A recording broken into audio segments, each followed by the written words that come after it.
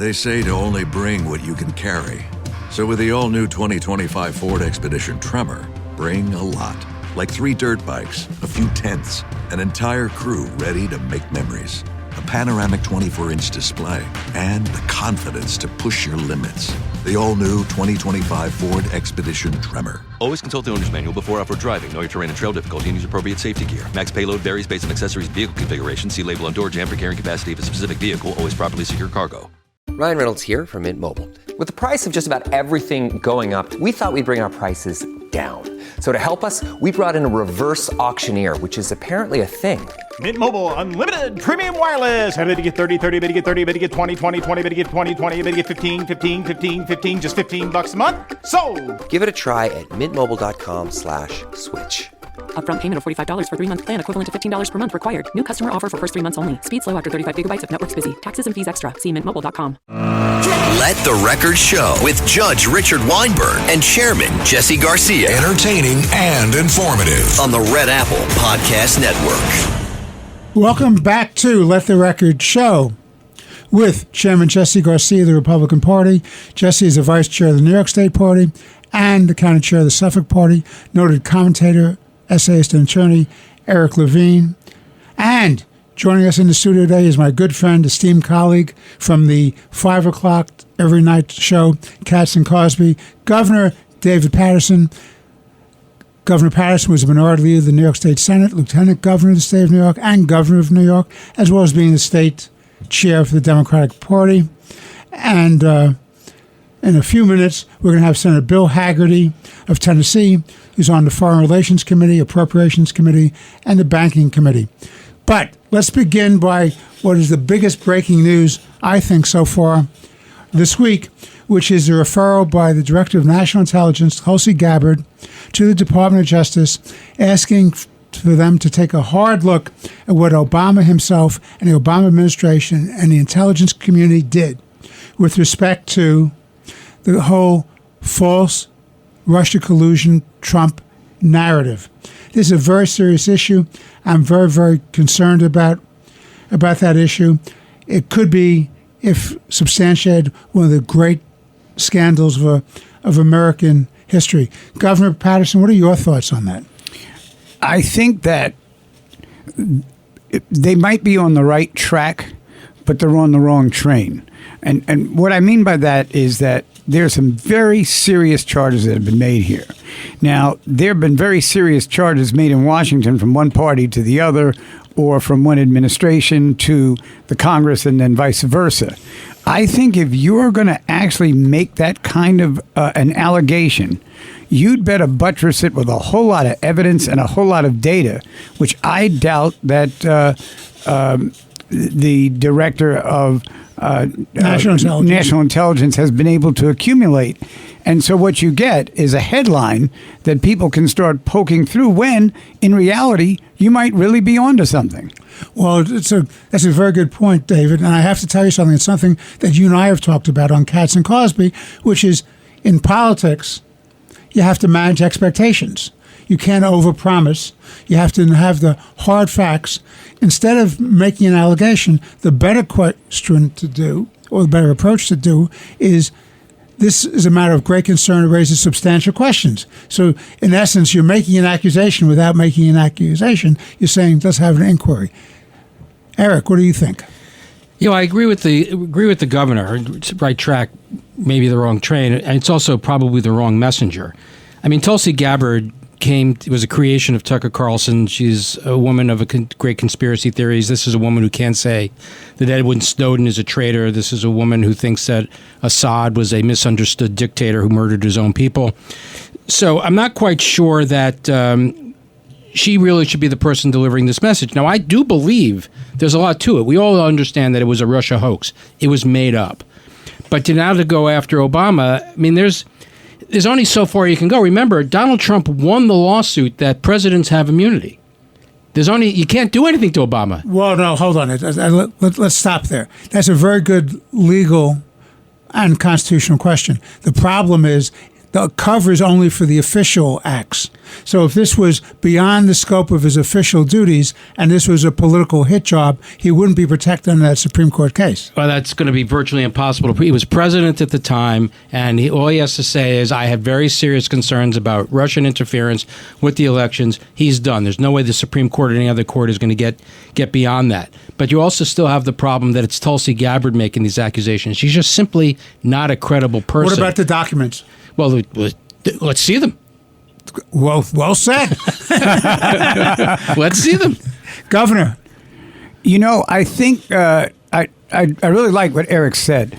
When you're in the type of an office that Obama was in, that Trump was in, that all the presidents have been in, you don't want that individual to be, in a sense, encapsulated in a controlled environment where if they step outside and say something or do something, they now might be charged criminally, or there'd be, some kind of, reprisal toward them. I think where we started, Your Honor, is I think the right point that, first of all, it's got to be a real messenger. It's got to be someone with the type of experience that she doesn't have. She just got there in February. And it's not, and again, I'm not saying that she might not have a number of legitimate points, but if she really wanted to win, as opposed to project herself, she would have gotten some credible people, shown them the evidence, and when she had the press conference, let them help her do the talking instead of the rampage she went on last Monday. Jesse, what are your thoughts on this? Number one, I do agree that I believe that the messenger may be problematic here. I don't believe that the message is. However, the message is, I believe that the DNI, the Director of National Intelligence, Gabbard, was a little bit too much hyperbole. I agree with all of you that you got to temper expectations. You got to put the facts out that you know them. Let the Department of Justice then make the case for it. You can make an allegation without making an allegation. But I will go to this.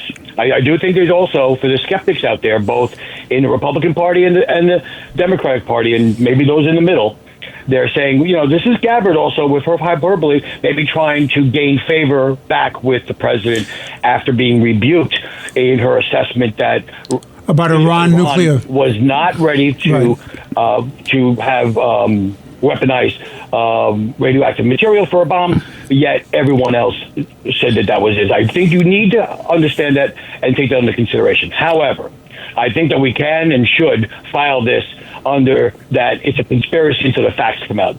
There are 100 declassified documents that are being issued right now and being shared with the Department of Justice.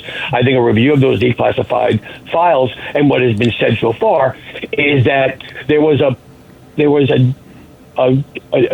Central Intelligence narrative that was moving forward prior to Election Day, which said, basically in general terms, that Russia did try, or maybe would want to try, but did not have the apparatus or the tools to influence an election. That changed after the dramatic victory of Donald Trump in November of 2016, when the narrative was that Russia was successful. We had the Steele report that was financed by the DNC, which has now been debunked by credible sources and through different reports. In the subsequent years, there was a special counsel that was looked into Russiagate and the Russia hoax, and they determined that there was no activity there that could be criminal in charge. I think what we have here, though, is you may have a problem with the fact of who the messenger is.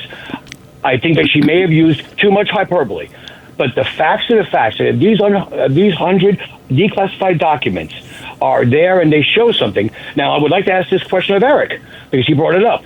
Now, certainly the Supreme Court decision on presidential immunity protects the president, but it does not protect the former Central Intelligence Agency Director Brennan. It does not protect the FBI Director Comey in their roles in perpetuating this situation, because I think that people or Clapper NSC or McCabe, Deputy FBI. All those individuals that all the names that now we've forgotten some period of time until now, that comes to the forefront.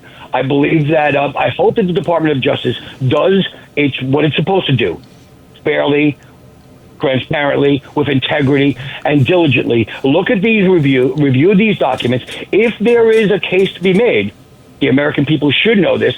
And this is not about protecting Donald Trump or should be conceived as someone confused with trying to make Donald Trump be right. This is to prevent this from happening in the future. That's very well said, Jesse. One administration from handicapping the ability of a future administration from undertaking more than handicapping. This was an attempted kneecapping. Well, remember also... It was a kneecapping. Yeah. Remember also, Marco Rubio, when he was in the Senate, issued a report prior to this and said that it was bipartisan, which said that Russia was trying to influence the election. Now, that doesn't go the full explanation here. And also, just as a correction, it was the Hillary Clinton campaign that financed this, not the DNC. Look, I believe these are all really bad actors. I believe that Brennan's a bad guy, Clapper's a bad guy, Comey's a bad guy, McCabe's a bad guy.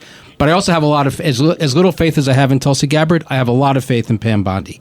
So I think she will, at the end of the day, do the right thing. But I think the consensus generally is here that it's just the wrong messenger. Well, we're going to have to conclude in just a moment because we're going to try to get Senator Haggerty on the phone. I just want to say this. It's a great lesson to all of people in government.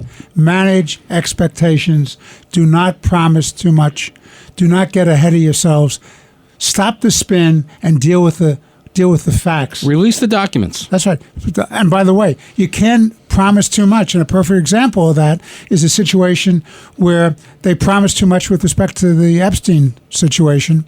Exactly. And they're going nowhere with it. And you just had a rejection by a federal judge in Florida. They're going to try again in New York on the Epstein. You can't even get a release of the grand jury transcripts because that's a very different situation. Judges have a lot of discretion on whether to release or not. The presumption is grand jury testimony and documents are confidential and remain confidential, except under very, very exceptional circumstances. For example, in aiding another litigation. And that's not what this is about. This is about a public relations game. This is Let the Record Show with Chairman Jesse Garcia of the Republican Party, noted attorney, commentator, and essayist Eric Levine, our very good friend, my beloved colleague, Governor David Patterson. We'll be back in a few moments. We'll be trying to get Senator Bill Haggerty from Washington. Senator Haggerty is one of the leading members of the United States Senate, a former ambassador to Japan, an expert on trade relations and finance, and he will be back with us hopefully in but a few moments. Stay tuned to Let the Record Show. We'll be back in... Let the Record Show with Judge Richard Weinberg and Chairman Jesse Garcia on the Red Apple Podcast Network. Running a business comes with a lot of what-ifs. But luckily, there's a simple answer to them. Shopify. It's the commerce platform behind millions of businesses, including Thrive Cosmetics and Momofuku. And it'll help you with everything you need. From website design and marketing to boosting sales and expanding operations, Shopify can get the job done and make your dream a reality. Turn those what-ifs into... Sign up for your $1 per month trial at shopify.com/special offer. Ah, Smart Water Alkaline with antioxidant. Whoa, that's refreshing. And a 9.5 plus pH for every way you move. I did take a Spain class today. Restoring like a pro. Smart Water Alkaline with antioxidant. For those with a taste for taste. Grab yours today. This podcast is brought to you by Carvana. Got a car to sell but no time to waste? Hop on to Carvana.com to get a real offer for your car in seconds. All you have to do is enter your license plate, answer a few quick questions, and if you accept the offer, Carvana will pay you as soon as you hand the keys over. They even offer same-day pickup in many cities. Save your time, score some cash, and sell your car the convenient way to Carvana. Pickup times vary. Fees may apply. Another switchback. Wait, this isn't the top. Where's the summit? Why am I doing this? At REI Co-op, we believe there are places within ourselves Almost there. You got this. that we find only outside. Wow. This is worth it. We have the gear, inspiration, and advice to help you get there. REI Co-op. Visit rei.com. Let the Record Show with Judge Richard Weinberg and Chairman Jesse Garcia. Entertaining and informative. On the Red Apple Podcast Network. Welcome back to Let the Record Show with Chairman Jesse Garcia of the Republican Party, noted attorney, commentator, and essayist Eric Levine, Governor David Paterson. I'm Judge Richard Weinberg, and we're welcoming back to the show Senator Bill Haggerty of the great state of Tennessee, a good friend of ours, a wonderful leader of the United States Senate, former ambassador to Japan. Senator Haggerty is on the Foreign Relations Committee, Appropriations Committee, and the Banking Committee of the Senate. Senator Haggerty, a great pleasure to have you back on. I'm going to turn you over to Eric Levine for a searing cross-examination. Likewise, Judge, and it's great to be back on with such an esteemed group. It's always good to be with you. Thank you. Well, as I told the Speaker of the House when he was on the show, generally I measure the success of my cross-examinations by whether or not the witness is sobbing at the end. We'll try not to make you cry too hard. Anyway, so just for our audience to know, Bill Haggerty is clearly one of the most talented, if not the most talented guy in the Senate. So it is a real pleasure and honor to have him on the show. So welcome, Senator. So I guess two of the big pieces of news this past week in which you had a direct hand is the Genius Act and the recently negotiated Japan-U.S. trade agreement. But let's start with the Genius Act. I would venture to say that very few of our listeners know what it is. Why don't you tell us what it is and what it's supposed to accomplish? Certainly. What I'd say in context, Eric, is this is a sea change from where we were not even a year ago. If you look back in the previous Congress and the previous administration, when Sherrod Brown was in charge of the Banking Committee and Joe Biden was in charge of the executive branch, there was essentially a war on crypto technology. There was a war on the blockchain, and it was virtually impossible to have any sort of certainty at all if you wanted to be in the cryptocurrency arena. What we were seeing is innovators in the digital assets arena moving overseas. People were avoiding the U.S. market. China developing the digital yuan, Europe developing the digital euro, and the United States being left behind. As we move into the 21st century, the digital age, we need a digital dollar to be able to compete. And we were not there until the gavel changed in January of this year. And I started this work last year. Our team has been working practically around the clock to get it in place. But what we have put in place now is legislation that it lays out the rules of the road and supports the opening of the digital asset arena in America. What it does is it allows for stable coins to be issued here in America, decentralized stable coins. And it's an important distinction, Eric. This means that private issuers will issue these coins, not the central bank, not the Fed. In fact, the legislation specifically and explicitly prohibits the Fed from issuing a central bank digital currency because no one wants the central government to be able to monitor our transactions and to choke point us at some point when we have another Democrat administration come in or it's Elizabeth Warren ever has her way. So what we've done is legislated a decentralized stablecoin that's backed dollar for dollar by U.S. Treasury securities. All of the disclosure requirements are in place to make certain that the coins are stable, they're backed, they're secure. We will then move from a very clunky payment system that was designed in the 1970s and 80s onto the blockchain, more secure and almost instantaneous. So if you think about transactions that took 5 to 10 days to clear, now they're going to clear on an almost instantaneous basis, which takes out a great deal of risk. If you think about that sort of time frame, 5 to 10 days, you've got counterparty risk. The other side of the transaction could have gone bankrupt in the meantime. You've got currency risk if it's a transaction that's going back and forth overseas. All of that goes away. And one additional benefit I'd like to highlight, this helps ensure that the U.S. dollar remains dominant in the world, that the U.S. dollar remains the reserve currency in the digital arena. Because anyone making transactions around the world in the digital arena would much prefer a digital dollar to a digital yuan or a digital euro. So this is an important step in dollar dominance. And because it has to be backed up one for one by Treasury securities, now what we will have is that the largest owner of U.S. Treasuries will be benign issuers of stablecoins, not China, not Japan. All of this is good for America. It's good for demand for U.S. Treasuries, which will help affect rates and lower rates, particularly on the short end of the curve. It's extremely positive. Secretary Besson is thrilled that it's happened. The president is thrilled that it's happened. And I think the industry is welcoming this with open arms. I think the greatest indication that this is absolutely the right way to go is that Elizabeth Warren is against it. So, kudos. By the way, let the record be clear on that, Senator. That great laughter was from the former Democratic governor of the state of New York. So it's also important for our listeners to understand how critically important it is to the United States, not just economically, but just internationally and for our national security, that America remain and the dollar remain the reserve currency around the globe. This was the only way to ensure it. Otherwise, our position was being eroded. And as you say, Elizabeth Warren was against it because she would trade off that advantage in order to obtain the control that would be afforded by having a central bank digital currency. That's the last thing that people who love liberty and freedom want to see, because we know what the government can do with an Operation Choke Point. We saw Barack Obama do it. We saw the Biden administration do it. Choke Point 2.0 under Biden. We can see that continue on and on and on. We have now prohibited the Federal Reserve from issuing such a currency, and it's all going to be decentralized.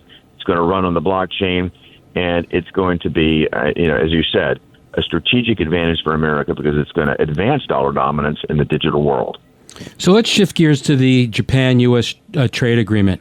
Now, I would like to suggest that that the name of this be Japan-J-U.S. TA. So it's just a trade agreement, Japan-U.S. Trade Agreement. But has it actually been signed yet, and what's in it?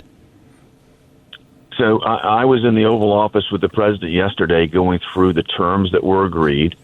Scott Bessent and Howard Lutnick came and joined our meeting, and we went through it. I think everyone is very pleased with the terms. The terms have been outlined. The final document, Eric, that's going to require a lot more papering, if you will, to get the final document done. This will be a very thick document. I've been involved. I think I'm the only member of the United States Senate at this current point in time who's been involved in negotiating trade agreements. We did 2 trade agreements with Japan when I was U.S. ambassador to Japan.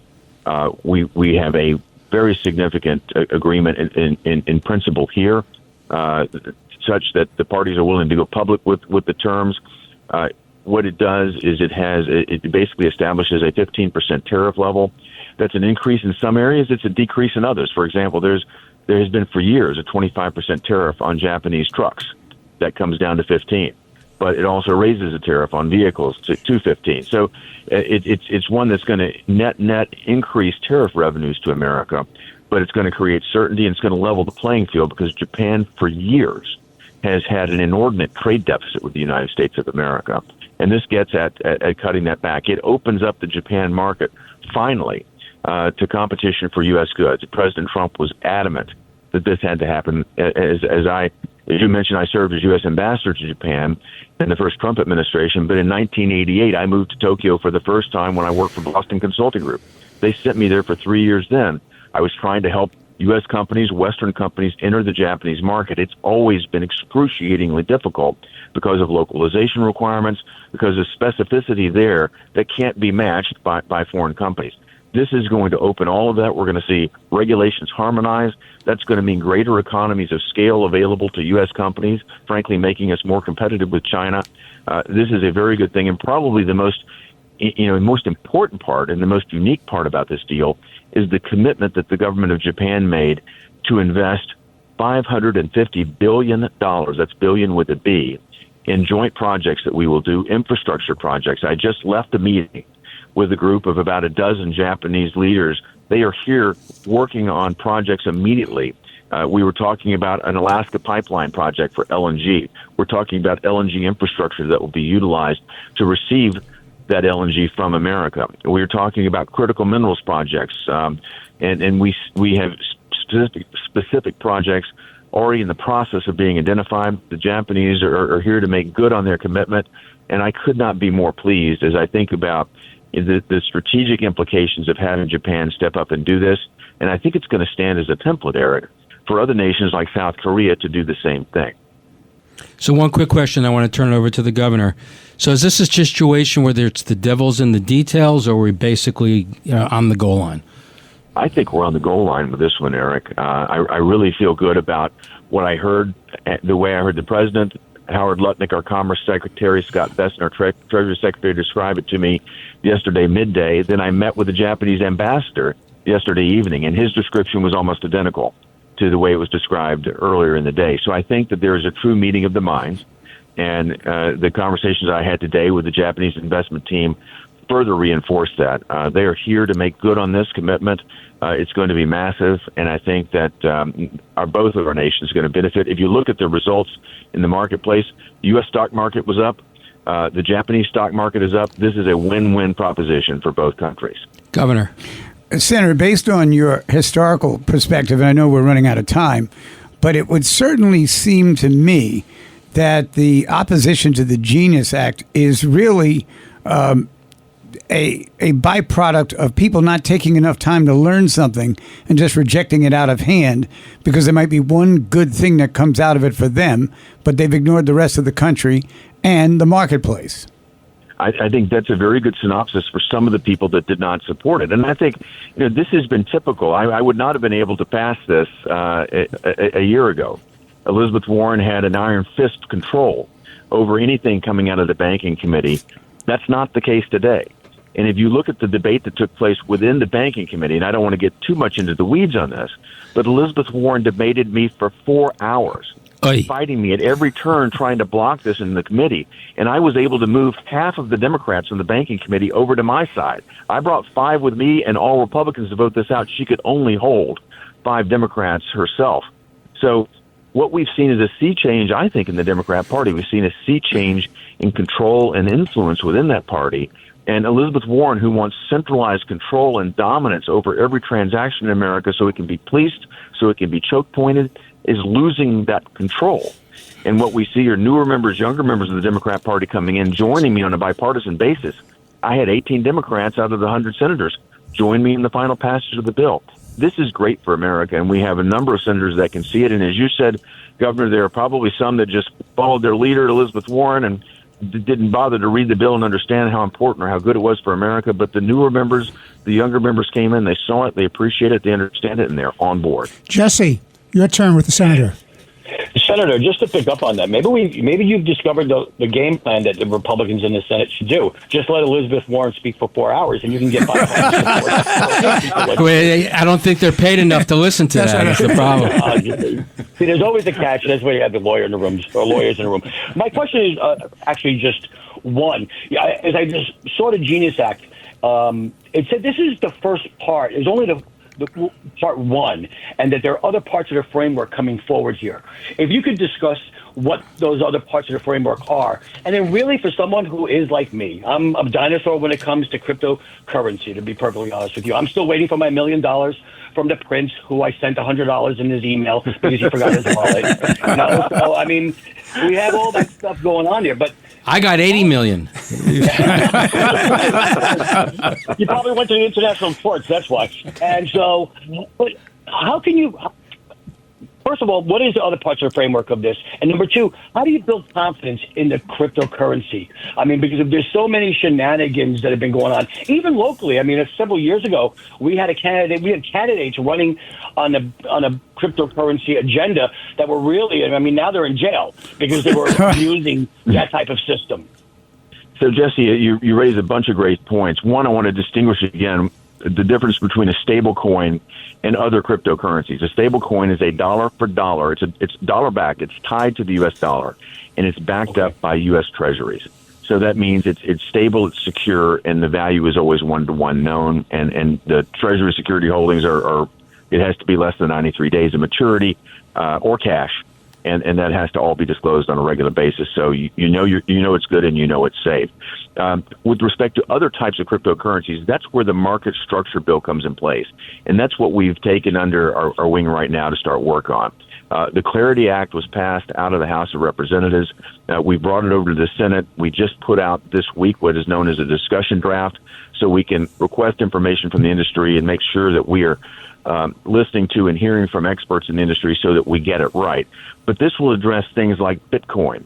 Bitcoin is a speculative currency. It's a commodity. That is going to be under the jurisdiction of the CFTC in all likelihood, whereas other forms of value can be tokenized. Those likely would be regulated by the Securities and Exchange Commission because they look more like a security. But what we want to avoid is trying to force a new technology, a new digital technology into the old rules and regulations that were done back in 1933, 1934. We're going to take a thoughtful approach to this to try to craft regulations and a framework so that we can deal with a variety of things that will be transacted over the blockchain that have financial value and will be treated either like a security, a commodity, or be regulated like a bank, which is how stablecoins will be regulated. And I think it's going to take a number of weeks to work through all of this. Our goal is to try to have this wrapped up by the end of September, but I'm very optimistic that we're going to keep moving ahead, bringing market structure into play and really broadening the market for new digital currencies and new digital technologies. There's a lot of concern and a lot of confusion over what they call meme coins.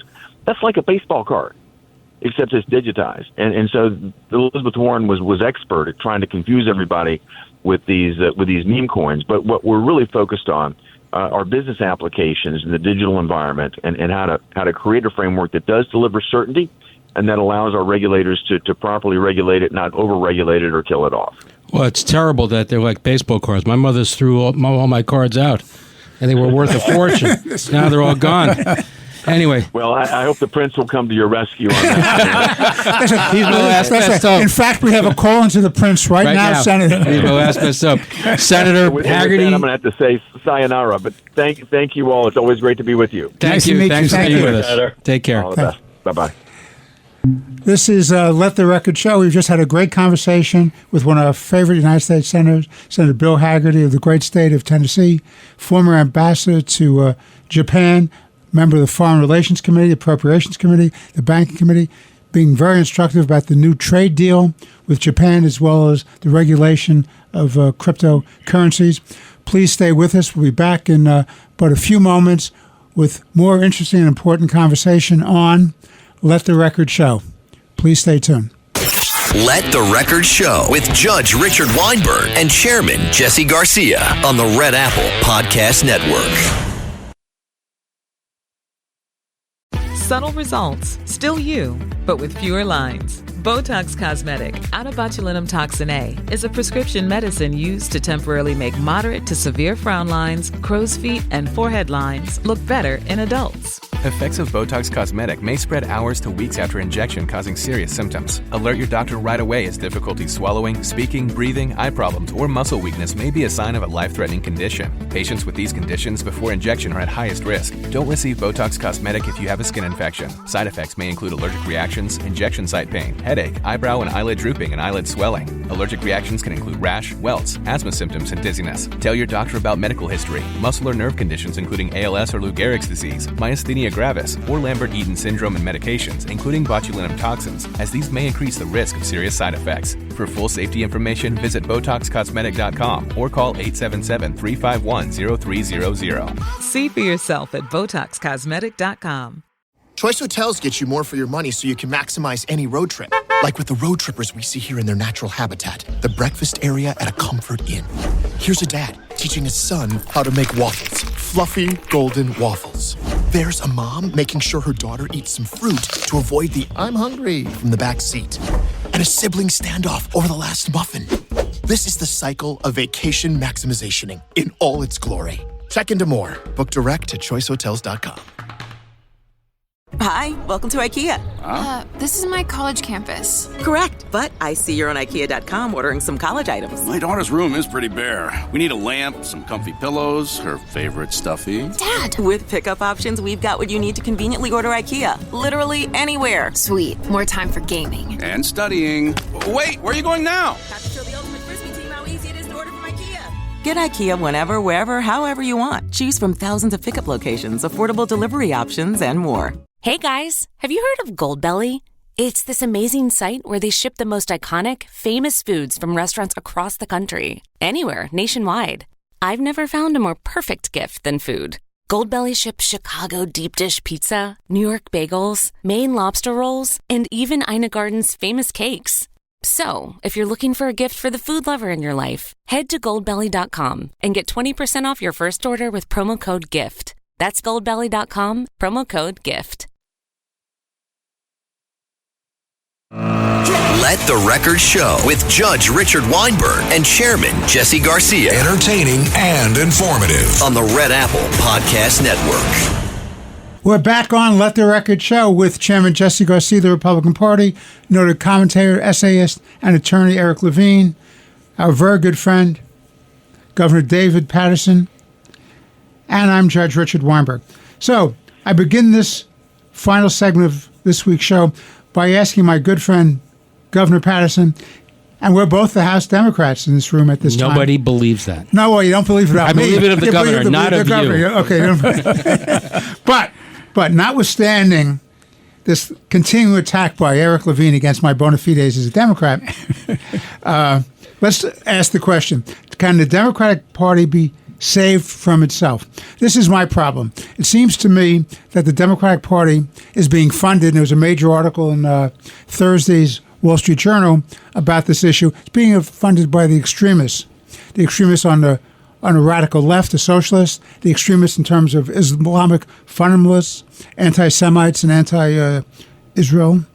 This is a very dangerous situation because traditionally the Democratic Party and Republican Party were both centrist, moderate parties, one tilted a little bit more right, one tilted a little bit more left, but fundamentally there was common shared values about the system and what we were trying to accomplish. Now we have the victory of ideological crazies in the Democratic Party. There's not a vast majority in the Republican Party, though they have their groups, like a Tucker Carlson wing. But the problem is, I'm concerned about the Democratic Party, and that relates, Governor Paterson, also to something you and I are deeply concerned about, which is the future of New York City and the mayoral race coming up. What are your thoughts, David?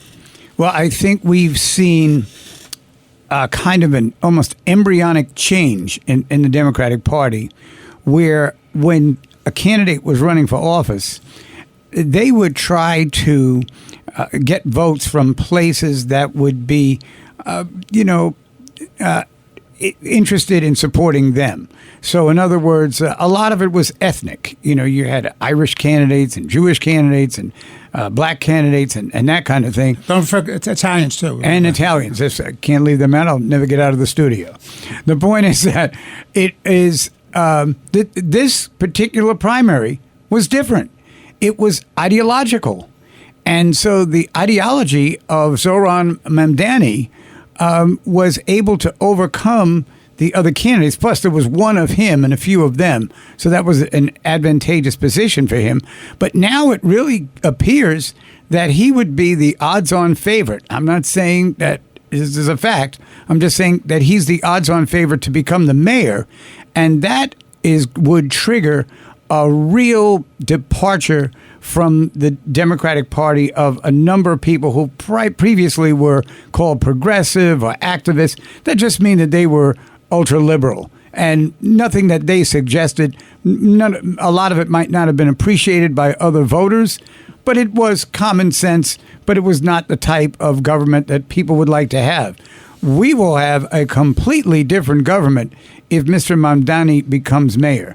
And if that's the case, I think that the Democratic Party, we'd better go back to our roots and start thinking about how the Democratic Party worked in the first place. And it was appealing to solving the problems right here in this city. Poor housing, crime, unemployment and underemployment, poor and inadequate healthcare facilities, and often a failed educational system.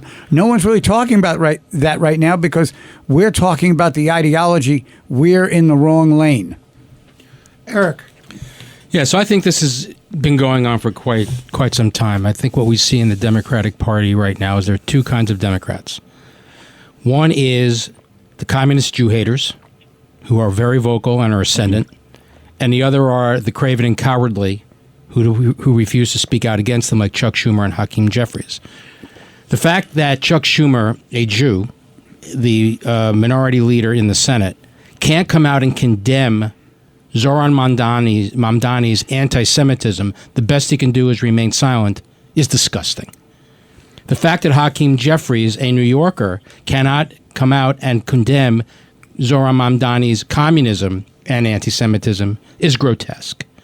But what is particularly dangerous about this is talk about globalize the Intifada. Let's globalize the communism, Jew-hating in the Democratic Party. Ken Martin, the head of the DNC, Democratic National Committee, announced that a big tent. Yeah, the big tent. The new left Democrats, the communist Jew-haters, are now an integral and important part of the Democratic Party. Not only will he condemn them or renounce them, he's embracing them. Let's remember what communism was in the 20th century. It was correctly identified as evil. How many tens of millions, if not hundreds of millions of people died as a result of communism or fighting communism? Now, all of a sudden, controlling the government control of the means of production and outlawing private property is mainstream in the Democratic Party. And people wonder why they think that the Democrats have lost their mind and gone off the deep end. But we also saw something that was quite disturbing, and that was the young people between the ages of 18 and 34 overwhelmingly and in disproportionate numbers voted for Mamdani. But there's a rational explanation for that. It's the social justice, diversity, equity, inclusion, garbage agenda. It is inherently racist and anti-Semitic, but that is the nonsense that we have been teaching our children. We have been teaching them not that the gold standard of Martin Luther King to be judged by the content of your character and not by the color of your skin or your ethnicity or your race or your religion. We are told that all you are is your race. You are no bigger or smaller than your ethnicity. You are no bigger or smaller than how you identify in a gender. You are either an oppressor or you are oppressed. And if you are an oppressor, whites are oppressors, and Jews, of course, are all whites. So Jews are oppressors. That's why when you see this rising up on these college campuses, Columbia in particular, that Zohran Mamdani can't bring himself to condemn the protesters, these cowardly masked protesters, Jew haters who want to kill Jews and commit violence against Jews. He can't condemn them because Jews can't be victims because they're oppressors. So this is the nonsense we've been teaching our children, and then we wonder why they vote in the way that they vote.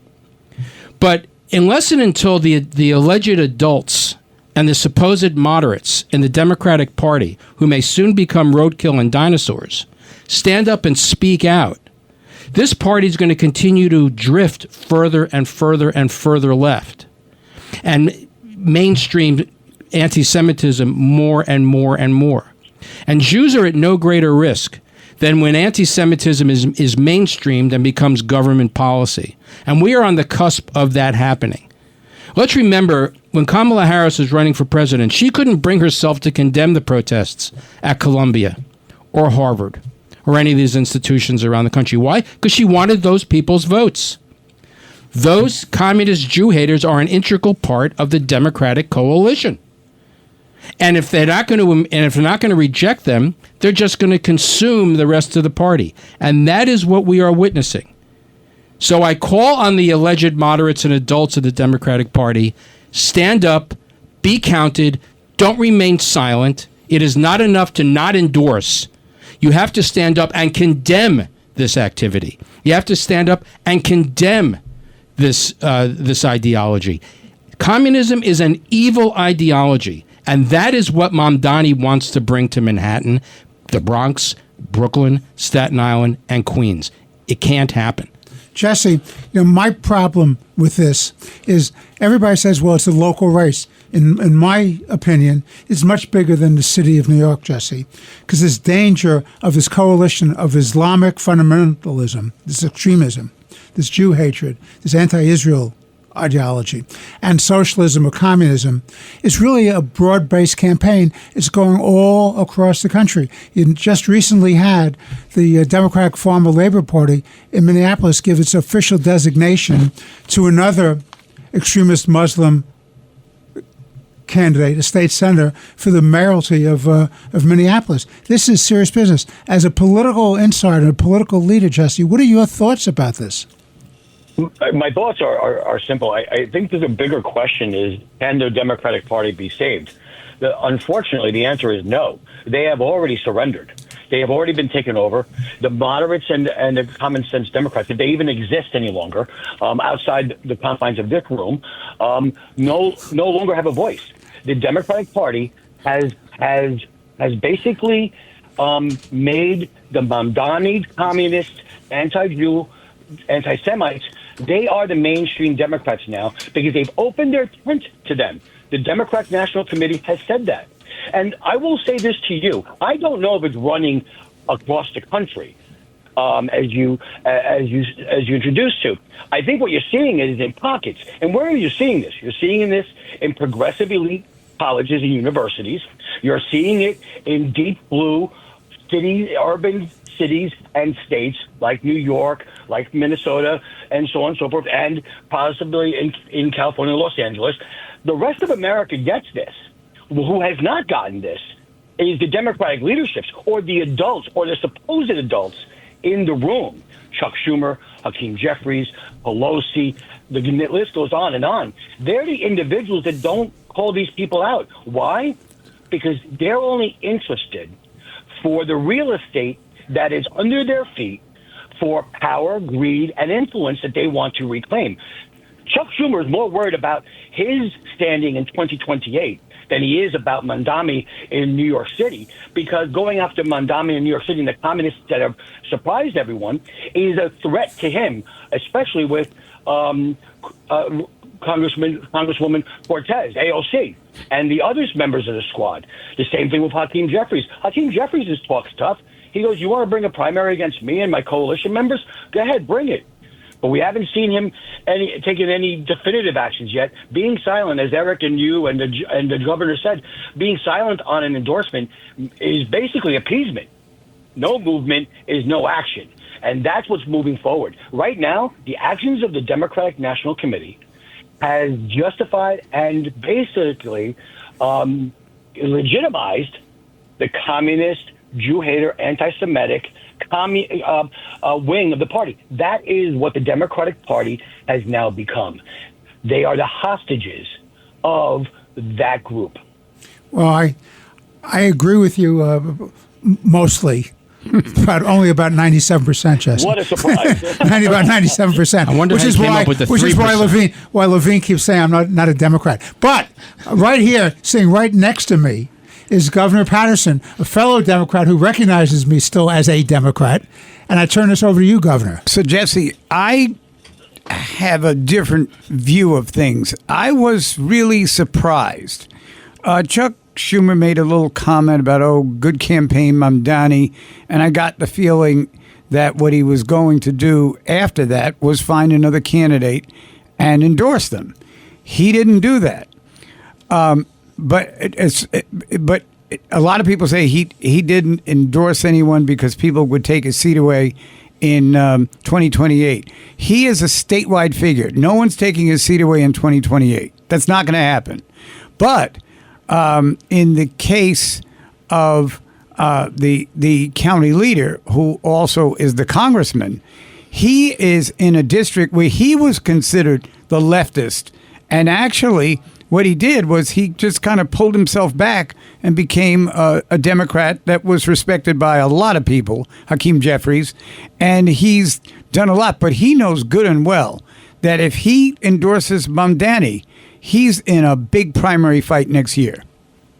Well, my problem is, this is my problem. This is your only problem. It's the only problem you have. Well, listen. If we had a couch here in the studio, I'd lie down and let you take notes and tell me the rest of it. Look, this is my problem, and it could have been solved. And again, I say this as a Democrat, and it could have been solved. There was a Charter Revision Commission in place that just voted out some proposals for this November ballot. Governor and Jesse and Eric, and I'll tell you what that was: to have open primaries in the city of New York, which would enable people of all parties to vote in these open primaries, therefore that you wouldn't have a little clique, an organized clique coming out of the Democratic Socialists and the Working Families Party controlling the Democratic primary, which then becomes tantamount to an election in November in the vast majority of cases. You would have had a shot of broadening the voter pool to do something about this Mamdani character. Eric, what do you think? So I want to respectfully disagree with the governor. Oh. I just have a slightly better different you, David, better you than me. I don't think Chuck Schumer can win in 2028. I think if AOC primaries him, he's going to lose. Absolutely. He will That's destroy her. Remember, I don't know if he'll even run. That I think that's how petrified he is of her. I mean, Chuck Schumer has turned his back on Israel. Chuck Schumer has turned his back on American Jews, and it's only because he cares about Chuck Schumer, and he recognizes that all the vitality in this party is on the radical extreme left, and that's why he won't speak out against it, because he only cares about Chuck Schumer. I think that AOC, if she were to run against him, if he stays in, I think that she would win. Governor? I'm trying to think of which medical professional I'm going to take Eric to after the show is over. All I'm going to tell you is it's a statewide primary. So this includes a lot of areas like Buffalo, like Syracuse, Binghamton, these places. They're not voting for AOC. They're not going to do it. Now, in New York City, could she beat him one-on-one in New York City? Yes, but the rest of the state will bail him out. Well, remember, I guarantee that. In Buffalo, there was a primary where a radical left candidate won, and then they had to have a write-in. But in the primary, the radical left candidate won and defeated the moderate. Yeah, I remember that back in Buffalo, it was the mayor who got beaten in the primary, and then the rest of the city came together and helped sustain him. But what I'm saying, and actually in his case, the real problem was that he didn't have any money. So when he lost the primary, then he was able to raise it because people saw what the danger was. But I just really don't see that happening. Well, if you're right that Chuck Schumer is a lock in a primary, then he's more of a despicable, then he's more of a grotesque, disgusting human being that I've ever could have imagined. Well, Eric, I don't know if I want to use all the adjectives you did, but I did say. That's why I'm using that. Them. I was surprised that after he made, somebody wins a primary, and you say, they did a lot of work, congratulations, blah, blah, blah, and then they go endorse the person they really want. I was surprised that he didn't find that person and stand up to it now so that you and I wouldn't even be debating what's going to happen in 2028. Okay. Jesse, your thoughts? My thoughts. Just respectfully, Governor, having been close to the epicenter of a gubernatorial race with Lee Zeldin, we did very well. Lee Zeldin did very well throughout the state of New York. And we were holding our own. He was holding his own in New York City right about 5:30. So everything was wiped out in New York City on the leads that he picked up in the general election.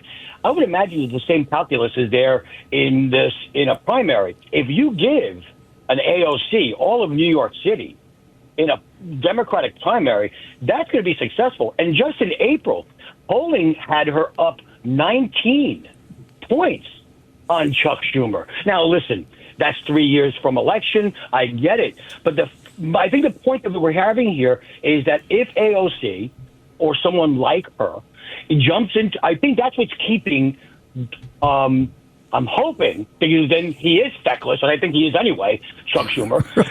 If that's his, You're too kind. If that's his problem about a primary, that's why he's holding back his. That's why he's been acting the way he has been with American Jews and Israel and such. He's got a huge problem, and I think right now he's put betwixt and between this issue on top of allowing his caucus to vote for keeping the government open. That's spelling bad news. I mean, his approval rating was somewhere in the area of 19. So I don't see where I think he's being very calculating in protecting his own ass. Gentlemen, I want to switch. Okay, on that. Well, that's not one of the 5 dirty words that you can't say. You want to turn the other cheek? You want to turn I know that. I actually litigated that case, this 5 dirty word case in the Supreme Court. All right, gentlemen, I want to ask you. We have a few minutes left. I want to turn the focus a little bit. Let me tell you what absolutely. We've talked about the problem with the Democrats. Let me tell you about my problem about the Republicans. It begins with a guy named Tucker Carlson, who I believe is a dangerous ideologue. He's a Putin apologist. He's anti-Semitic, anti-Israel, and he's an isolationist. And I think that we have to be fair. If the Democratic Party has lost its way, there's a wing in the Republican Party that's lost its way as well. Eric, what are your thoughts? Without question, I share your views of Tucker Carlson. I think he is an anti-Semite. I think he is a Putin apologist. But I think what it also demonstrates is that we've talked about this before on the show. Politics is not a straight line. It's a horseshoe. and the extreme right and the extreme left kind of meet in the same place. He has the same foreign policy as AOC and the radical progressive left. They start from a different point, but they end up in the same place, bring America home. But the biggest difference is Tucker Carlson and his wing of the party is not mainstream anymore. I think the attack on the American attack on Iran demonstrated that isolationist, woke, populist wing of the party is at the fringe. It may be it's in the party as much to my regret, but it's at the fringe, as opposed to AOC and Mamdani and the other crazy radical lefties. They are running the party. A very good point. So I think so. Richard, to your point, yes, there is that anti-Semitism in the Republican Party. We need to speak out against it. And that neo-isolationism is a very big deal. Very big deal, and it needs to be crushed. But it is not in charge of the party. Donald Trump is not an isolationist. Donald Trump is not an anti-Semite. Donald Trump is not a populist in the true sense of the word. The more he governs, the more he's governing like Reagan. Jesse, what are your thoughts? I agree. I mean, I think the difference between Tucker Carlson and anyone else is that every Democrat's far more dangerous than Tucker Carlson. Mamdani, Schumer, Jeffries. The only Democrats who are not a threat to the Republic are sitting in this studio right now. Governor Patterson, myself. So that leaves it to Governor Patterson. Democrats in that studio would be ones that would scare me on the ballot. That's what I mean. The competing on the ballot. Those are the ones that scare me on the ballot. You and Governor Patterson, but. So Tucker Carlson, and we opined about this for months, if not years. We were concerned that Donald Trump was going to be an isolationist, and he demonstrated through actions that, number one, he's his own man. Number two, he is going to govern like Reagan. Number three, he's going to take action and decisive action when he decides to do it. Not when we hope he does it, not when we think he should do it, or maybe when he just couldn't do it at all. So he is taking the counsel of those he seems very, very close to in terms of legacy. Reagan, Theodore Roosevelt, Hamilton, that these are individuals that, for all intents and purposes, he's through strength and it's carry a big stick. And that's the way he's been governing, not as an isolationist where the United States just, walls itself away from the rest of the world. Governor, final thoughts before we have to sign off. I think that really the biggest problem in the parties now is just simply that the louder voices are coming from those who really can't effectuate what they want to do. And I think if a few of us that have some respect of our colleagues remain, there'll be a way to kind of stop that out. And I've also thought that in the Republican Party, people like Tucker Carlson get ignored in a way that they can't do the damage that they're trying to infiltrate. Well, Governor Patterson, Chairman Garcia, noted attorney, commentator, and essayist Eric Levine. On behalf of those gentlemen, we've been lucky to have Governor Patterson in the studio with us. And a grateful nation. A grateful nation. We have Senator Haggerty was with us. Gentlemen, I want to thank you for another great and compelling show. This has been Let the Record Show with Chairman Jesse Garcia, Eric Levine, Governor David Patterson. I'm Judge Richard Weinberg. God bless you, God bless your families, and God bless America. Thank you for listening. We look forward to being with you again next week on Let the Record Show. Thanks for listening to Let the Record Show. You can hear Let the Record Show Sunday mornings at 6. If you like the podcast, share it with your friends and listen anytime at WABCRadio.com and download the WABC Radio app. Hit that subscribe button on all major podcast platforms. Plus, follow WABC on social on Instagram, TikTok, Facebook, and X. See you next time for a new episode so you never have to wonder. What the heck is going on here?